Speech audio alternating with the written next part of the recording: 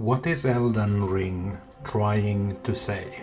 I finally understand Elden Ring. It took me a while, a few years of thinking and a DLC to come to a satisfactory conclusion. For me at least. And it was the DLC that was the key to finally grasp what Elden Ring was trying to say. Massive spoilers for Elden Ring and the Shadow of the Earth Tree from here on out. Let's get right to it. There are two central pillars to Elden Ring's theme. One of them is the cycle of violence, or karma. The other is duality. These themes were in the base game, but they were in the background. Duality and twins can be found everywhere in Elden Ring. Marika Radagon, Miquella Melania, Morgoth and Morg, Godfrey and Sarosh, and so on. But I didn't understand what it was trying to say with it. Was it the same thing as in Dark Souls, where all things were dualities, light and dark? Well, in short, yes. But there is more to it, and its relation to the other pillar, karma. And there's a huge clue to this right from the very start. The Earth Tree.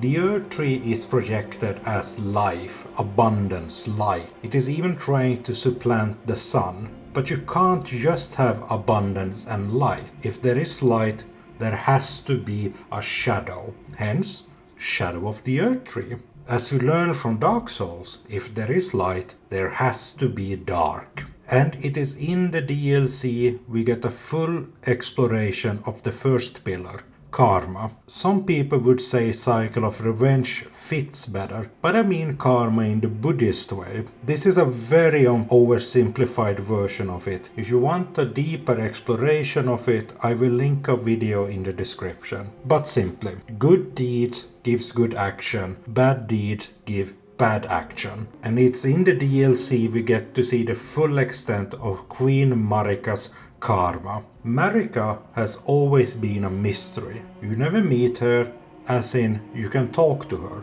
The closest you get to her is in the endings. And yet we know a lot about her. That she is a schemer and a god. But she has tried to hide her dark side, her past, her karma. In the Lands of Shadow, we find her karma, her sin, the genocide of the Hornsent people, the destruction of their home of Belurat, and the systematic destruction of their culture. But why? Why does she hate them so much? It all comes back to jars. If you have played Shadow of the Earth Tree, then you have come across the jars and the sheer body horror of them. But they are not the same kind of jars that are used in the Lands Between. Yes, they stuff bodies into them, but for a different reason. In the Lands Between, they stuff dead warriors into jars and then use them as fuel for the minor earth trees across the lands. Hornsent people put people in jar as punishment so they could be redeemed. The English text says that you will turn into a saint, but it isn't a saint as in a Christian saint. It is a saint in as you're kind as a saint. It is a cleansing ritual for bad people. But why are the Hornsent interested in putting people in jars? What cultural practice is there for this? Well, the Hornsent are obsessed with duality, life and death. They wanted to become masters of life and death, and one way to do it was using jars. As flesh is malleable in Elden Ring, they become something new in the jar. From death, life is born. With the jars they could control part of the cycle of life and death. And if you are a bad person that have sinned, what better use could there be for you? At least your flesh could be used to make new life. As the ghost in the Bonnie village says, for pity's sake, your fate is in the jar. But they have no compassion in this practice. It is cold and done on autopilot, without any thoughts for the victims in the jar. How does this relate to Marika? Well, we find her home. In the Lands of Shadow, we find the shaman village, and we learn that this is Marika's home village. There is one small thing I want to draw attention to in the shaman village. It is very close to one of the finger ruins strewn across the lands of shadow. And I think the shamans had something to do with the finger ruins. What exactly they were doing, I don't know. But it makes sense that this is where Marika got some kind of connection with the fingers. Back to the jars. We learned that shaman were a good material to use in the jar rituals, as their flesh meld harmoniously with other flesh. Hence, they were a great glue in the jar. So the Hornsent people hunted down every last shaman for their jar rituals. Marika was the only one left. That is the karma of the Hornsent people. Their endless obsession with life and death made Queen Marika. But Queen Marika is no better than the Hornsent people. As Leda says, they were never saints, just on the losing side of the war. How Marika becomes a god, we are not clear on. But she became one using the divine gate and founded a new order, a golden order, focused on life and abundance, just the kind parts of life and death, just the gold. But you can't just have life, light and gold. That is not how the world works. And Marika could not let her trauma go. What the Hornsent people did to her was unforgivable, so she killed them all. Hence, the karma cycle goes on. And then she got Morgoth and Moog, the twin omens. Her sins, her karma, could not be hidden. I also want to note something here. If you look at the Divine Gate and Ymer Ilim, you see that it is made of bodies. To become a god in this world, you have to build a monument of human suffering. Elden Ring is a cycle of karmic revenge. Queen Marika is a god, but she is driven by human desires, by human needs. She is set up as a Christian god, but as we learn, there are no real gods in Elden Ring. The greater will has stopped responding, has abandoned the lands between long ago. We learn from the Meteor side quest that she was the first falling star in the lands between, and could to some extent communicate with the greater will. But then something happened and the greater will stopped responding. But the two fingers, Meteor's children, act like they can still communicate. If they are just lying or deluded, I don't know.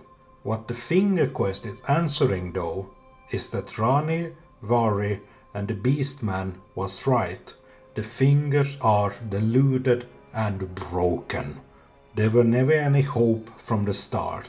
We humans are alone and need to save ourselves. Which leads to another theme in Elden Ring, that there is no God looking out for us. There is no real plan set out for us by a kind God. Or rather, there is fate, but it is an unknown fate, a deep fate that we don't understand, that comes from the stars. But it's not kind, fair, nor evil. It just is. Because as we learn from Shadow of the Earth Tree, Marika is not a real god. She is just a powerful being that controls the Elden Ring, and anyone can become a god like her if they are an Empyrean, if they know the steps and are willing to pay the price for it. That is one of the reasons why it's so important for her to hide the Lands of Shadow, to hide the Gate of Divinity, so there wouldn't be another usurper to her order, that no one else would do what she had done, and to hide the mountains of bodies she had to step over to become a god. But what about the outer gods then? They are gods, but more in the sense of gods of nature, not gods of faith and morality. The god of rot is just that, an outer god that represents decay and rot. The formless mother is a god of blood and etc. And to commune with them, it seems that you need to suffer. Think about it.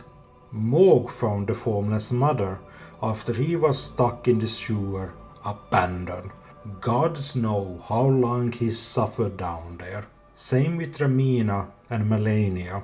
Ramina saw her home burn, the church burn, and only then could she commune with the god of rot. Melania suffered from birth, from the moment she was born until she became a Valkyrie. The outer gods are just forces in the universe that responds to massive suffering. With all of this, it leads to Miquella, the little boy that wanted to save the world. As he says to Radahn, I just want to make the world a gentle place. There have been a lot of speculations about the ending for Shadow of the Earth Tree. That Radahn came out of nowhere, that he has to be mind controlled by Miquella, that it was a rewrite, and so on. I think the ending makes sense, but it is modeled by our age-old enemy, translation issues.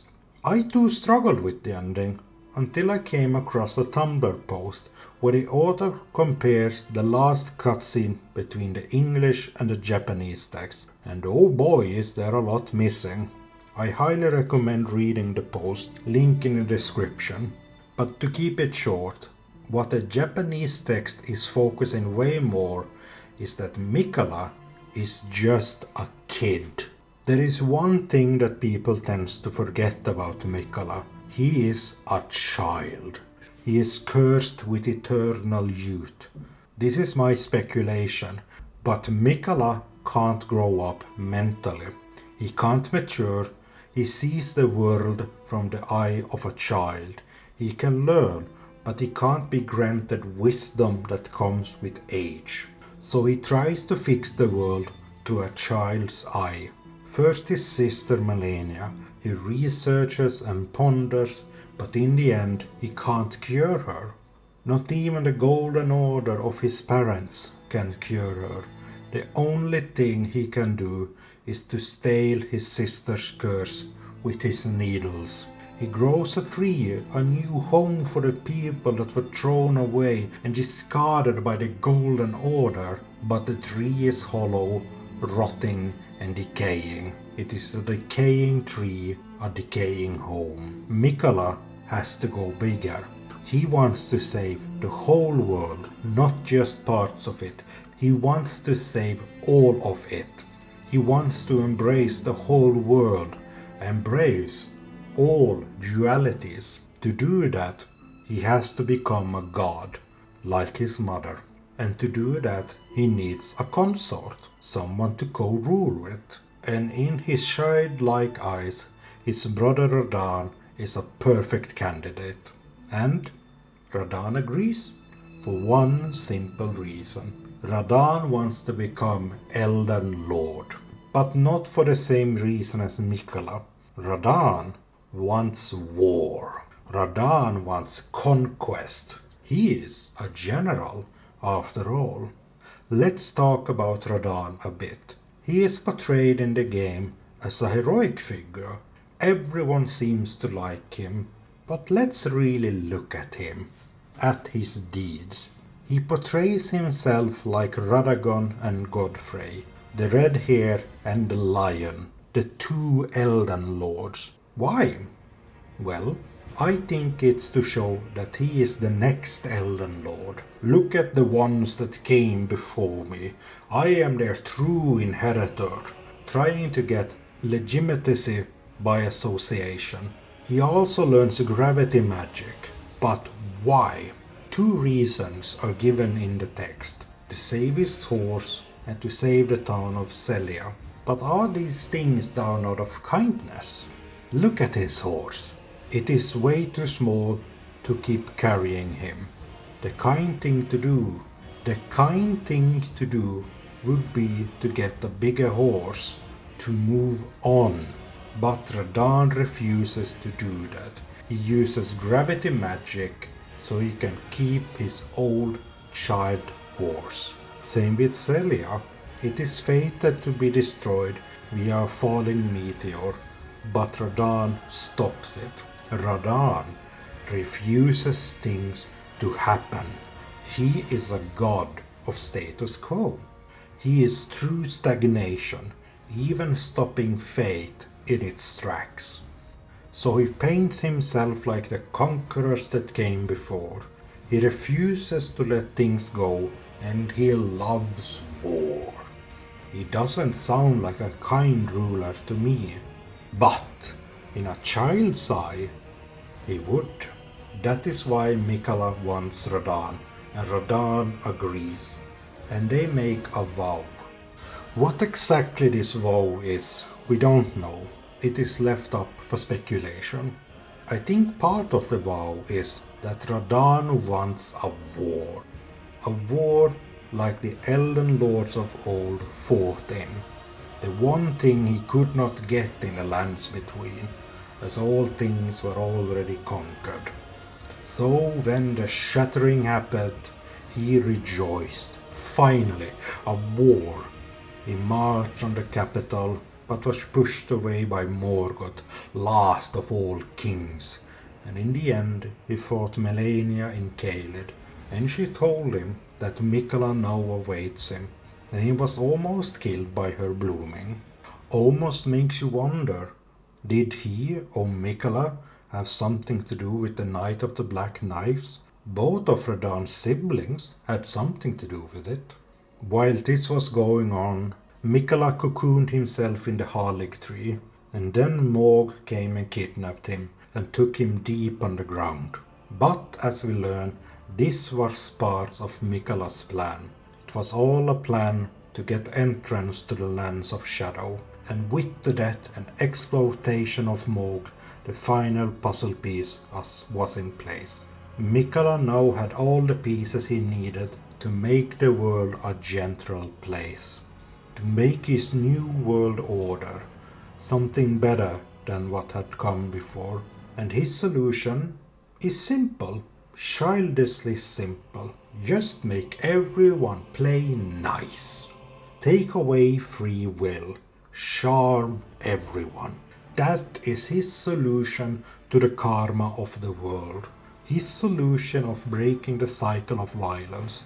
Take away the capacity for violence. But again, look at his consort, General Radahn. Would Radahn be okay with that? He wants war, endless conquering. Miquella's world is flawed from the ground up. He is making the same mistakes that Marika did, just with a different flavor. That is the point of the DLC, I think. To show you what drove Marika to do what he did through the lens of Miquella. They are very similar. Let's talk about Ranni's ending versus Miquella's world. At a glance, they seem very familiar. Both cast off their flesh, abandoning their Empyrean fate and wishing to make a new world order. Their difference is their intent. Miquella wanted to save the world by making a new world order where the world is a gentle place through brutal oppression. Ranni wants to take her ball and leave. That is the point of her ending. She is taking the Elden Ring and leaving the world, making it so people can't meddle with the fundamental laws of the world. There will still be suffering and death, but no longer can people have a rune that charms people. No longer can they pluck the rune of death from the Elden Ring and fucking up life and death. That is her ending. That is why she talks about a journey into doubt, loneliness, and the stars. She will be alone with the powers of the Elden Rings out there in the cosmos, maybe on her moon. Ranni is not breaking the cycle of karma, but she is trying to start a new cycle with it, giving life a chance, a clean slate. How does the cycle of karma tie into the idea of duality? We are now into pure speculation territory here, but I think it goes like this. You get the cycle of karma if you don't accept duality of the world. If you don't accept death as a part of life, you get the golden order. And I think Miquella knew this. That is what he's talking about when he says embracing the whole of it, embracing everyone into his order. But remember, he threw away Saint Trina to do it. That is why his order is flawed from the very start. He could not even accept himself into the new order. So yeah, that is what I think Elden Ring is trying to say. It is about the cycle of karma, revenge and violence, and how people deal with it. It is about how we are alone in a vast universe, and the only one that can save us is ourselves. Thank you for listening.